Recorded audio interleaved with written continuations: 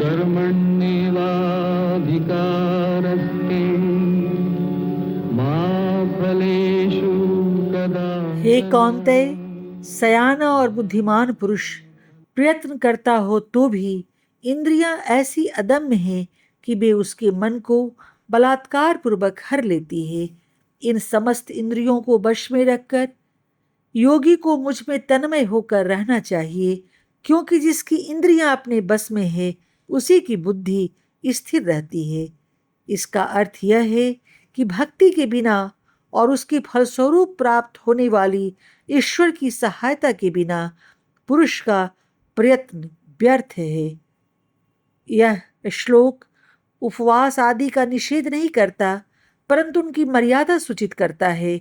विषयों को शांत करने के लिए उपवास आदि आवश्यक हैं, परंतु विषयों की जड़ अर्थात उनके विषय में रहने वाला रस तो केवल ईश्वर की झांकी होने पर ही शांत होता है।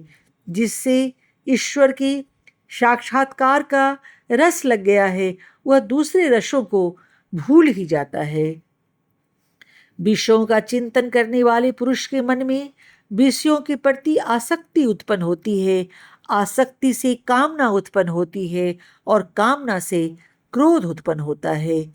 कामना वाले पुरुष में क्रोध का होना अनिवार्य है, क्योंकि काम कभी तृप्त होता ही नहीं। क्रोध से मूढ़ता उत्पन्न होती है।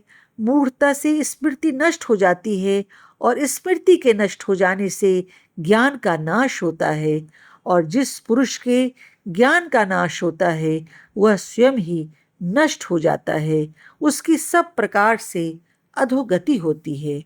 परंतु जिसका मन अपने वश में होता है और जो राग द्वेष रहित तथा अपने वश में रहने वाली इंद्रियों के द्वारा उचित विषयों को ग्रहण करता है, वह पुरुष चित्त की प्रसन्नता प्राप्त करता है।